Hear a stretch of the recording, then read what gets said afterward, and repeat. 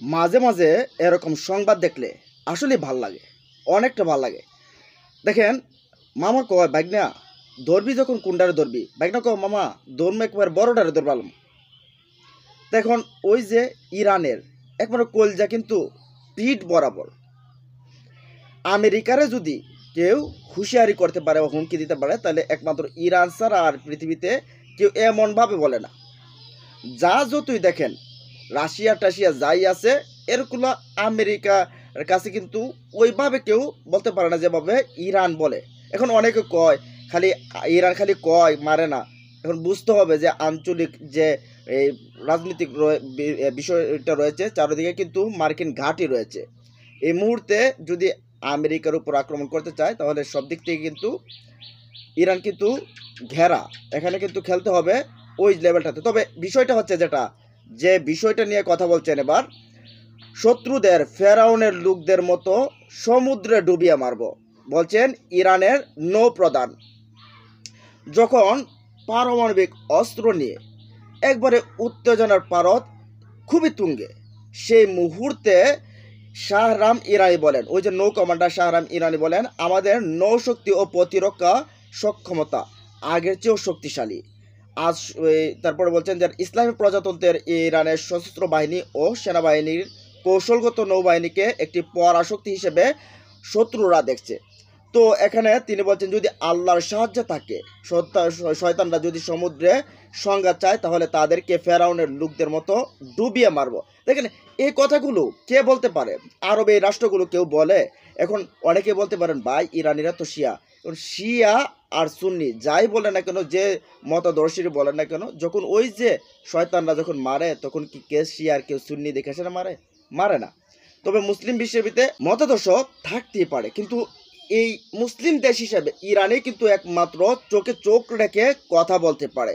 এদের অনেক কিছু হারানোর আছে, ওরা মৃত্যুকে কাছে টেনে নিতে পারে, তারপরেও কিন্তু তারা এই কাউকে ভয় করে না, পরোয়া পায় না। এই আমেরিকার যে এই যে পারমাণবিকের ভান্ডার, পারমাণবিক যে হাজার হাজার পারমাণবিক, এগুলাকে তারা ভয় পায় না। তবে এদিকে দেখেন আবার কি বলছে, যে কোন জায়গাটায় একবার হিট করছে দেখেন। এদিকে যখন যুক্তরাষ্ট্র ও ইরানের মধ্যে পারমাণবিক কর্মসূচি নিয়ে আলোচনার ঠিক আগে উত্তেজনার পারদ বেড়েই চলছে। গত 9 এপ্রিল বুধবার মার্কিন প্রেসিডেন্ট ডোনাল্ড ট্রাম্প বলেন, আলোচনার সমাধান না এলে ইরানের বিরুদ্ধে সামরিক পদক্ষেপ নেওয়া হবে। আর এরপরেই ইরান যে বিষয়টা নিয়ে কথা বলছেন, সরাসরি বলছে যে আমাদের দেশের ভেতরে যে জাতিসংঘের যে পর্যবেক্ষক রয়েছে, পারমাণবিক সংস্থা যে রয়েছে সেটার যে পর্যবেক্ষক রয়েছে, সে পর্যবেক্ষকদেরকে বলছেন একেবারে ঘাড় ধরে কিন্তু দেশ থেকে বের করে দেব। দেখেন, আপনারা জানেন পৃথিবীতে যারা এই পারমাণবিক ক্ষমতাধর দেশ আছে বা যারা চেষ্টা চালাচ্ছে, তার ভিতরে পশ্চিমাদের খবর তারা কিন্তু আউট করবে না, মার্কিন যুক্তরাষ্ট্রের আউট করবে না, কারণ তারা মার্কিন যুক্তরাষ্ট্র এখন শাসন করছে পৃথিবীকে, আর পশ্চিমারা একসময় পৃথিবীকে শাসন করছে।